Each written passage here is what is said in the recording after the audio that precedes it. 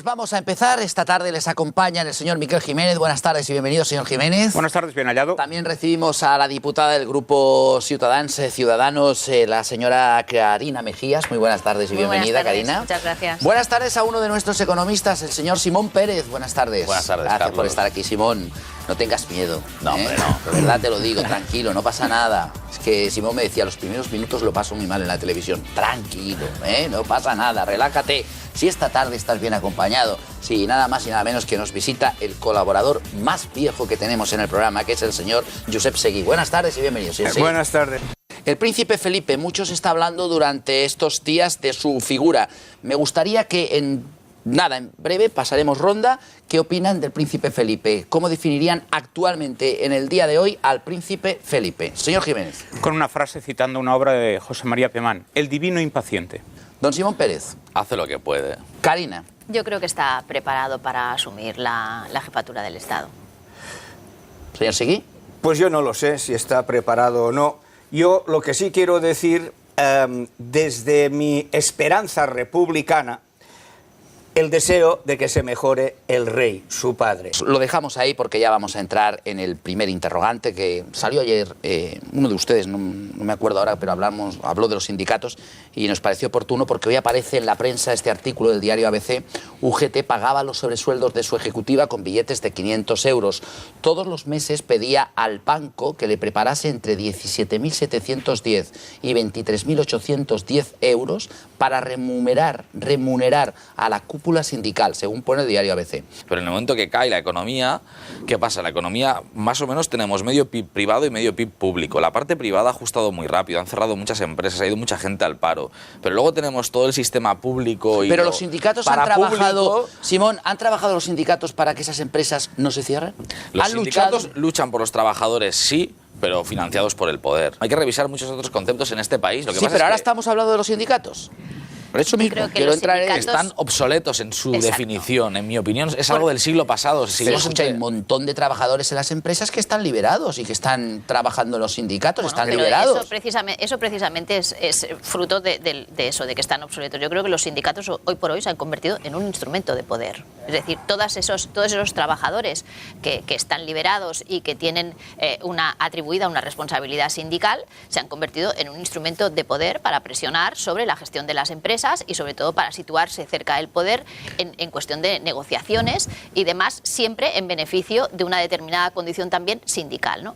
¿Qué es lo que pasa? Que como en todas partes, también en los sindicatos, que como bien decía Simón y yo lo comparto, son un instrumento que ha devenido obsoleto, en este momento no tienen razón de ser porque todas las empresas, la comunicación o los acuerdos de mejora de la situación de los trabajadores se pueden negociar directamente con los consejos de administración de las empresas a través de unos representantes y hoy en día, cuando la técnica puede llegar hasta el último trabajador de la empresa, todos están informados de cuáles son las nuevas condiciones que establecen a través del nuevo convenio colectivo y cuáles son las mejoras y cuáles las que se deben mejorar. Yo creo que los sindicatos no tienen hoy en día razón de ser. Y la reforma laboral. Bueno, pero ¿quién negocia entonces con las empresas y los empresarios? Pues una representación de trabajadores, pero pues no un sindicato, pero dentro de la misma empresa. No un sindicato con una estructura absolutamente de partido político, con una financiación absolutamente desorbitada y con una falta de control sobre todo el dinero que manejan absolutamente intolerable y más a sabiendas de que están subvencionados por el poder público. O sea, yo creo que aquí debemos ir a la autogestión, es decir, que los sindicatos o las organizaciones de trabajadores dentro de las empresas se autofinancien a través de las cuotas de sus trabajadores y apartarles de lo que son subvenciones públicas, pero, Karina, que es lo que... tanto por ciento, perdona, Miguel, una pregunta y me callo ya para siempre. Hombre, ¿Qué tanto por ciento de afiliados hay en los sindicatos? Bajísimo. La tasa sindical más baja de toda Europa. Pues precisamente no hay tradición de sindicalismo en este país. No es exactamente así. De sindicalismo. Yo creo que eso es la consecuencia de la decepción de los trabajadores en la gestión de los sindicatos. Es decir, entramos en materia.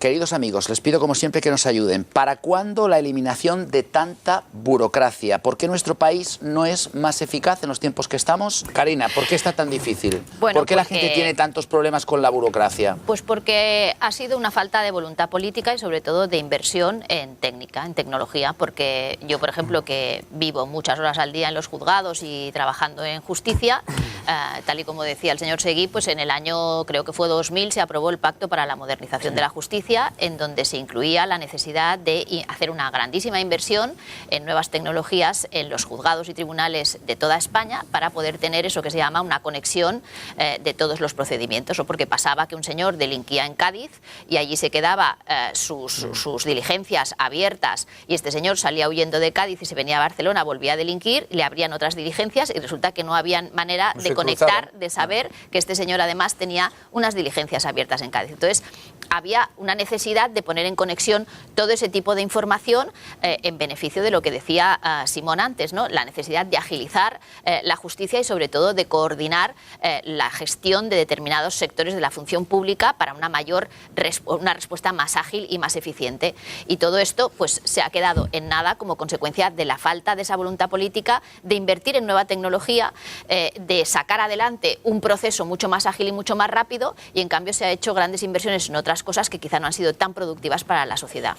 ¿Cuántas veces hemos oído hablar de la ventanilla única? Es decir, de aquella situación que tú puedas arreglar cualquier tipo de documentación o de papeles necesarios para una documentación a través de una sola gestión.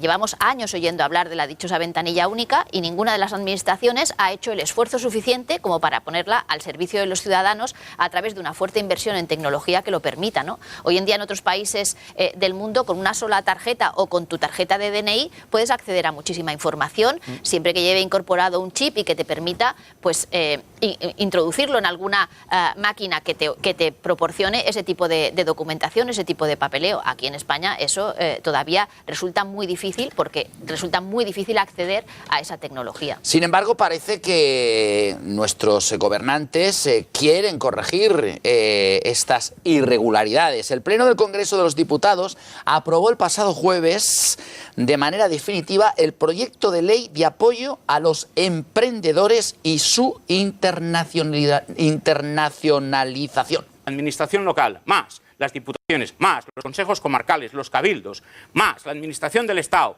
más la administración europea. Podríamos empezar suprimiendo tantos administradores habida cuenta de que somos muy poquitos los administrados.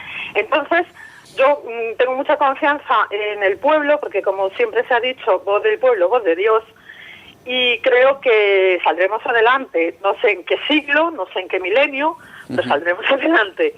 Ahora, esto es absolutamente bochornoso. Karina, la gente está cansada, harta, y te lo digo yo. Por el uso de la palabra, porque si no estaría en eso que llamamos los juristas en indefensión. Y por lo tanto yo quiero romper una lanza. Yo creo que no todos los políticos son iguales. Esto está claro. No todos los políticos roban. Y yo creo que la crítica a la política es tan vieja como el mundo, y además es fácil de hacer, porque con achacar a los políticos y a la política todos los males... Pero podemos decir que lo están haciendo mal, ¿no?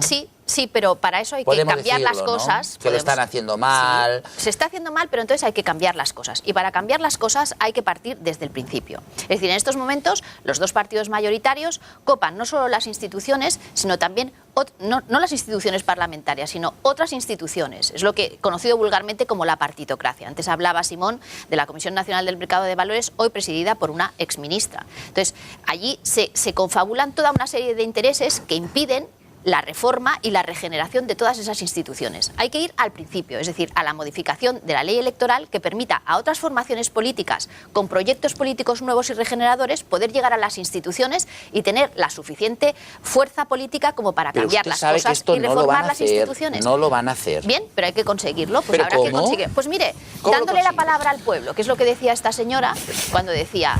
El pueblo llegará a un momento en el que dirá, oiga, basta ya, queremos que esto se reforme, que esto cambie, porque esto no puede perdurar siempre, porque si no estaremos siempre en este callejón sin salida, en esta incapacidad para salir adelante, como decía antes el señor Villarroya. Alemania se ha levantado, bueno, pues aquí también nos tenemos que levantar, porque tenemos que poner en marcha el país y tenemos que hacerlo a través del dinamismo, del empuje y del impulso, sobre todo reformista, porque este país necesita de reformas. Antes hemos hablado de los sindicatos, una institución que está obsoleta y necesita de reformas. Aquí hablan de los parlamentos y de las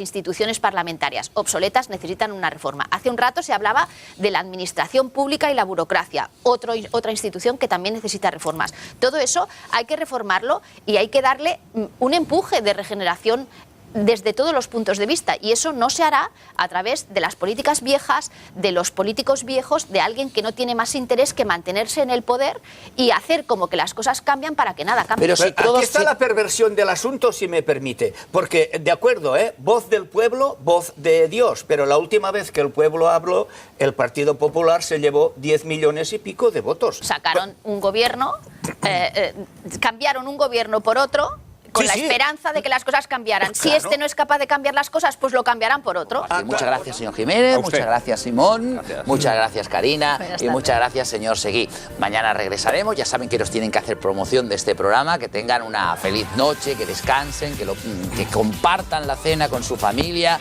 que hablen de lo que ha sido el día, que dialoguen y sobre todo que se vayan a la cama felices para levantarse todavía más contentos sabiendo que tienen un día por delante para ser solidarios con los demás. Hasta mañana.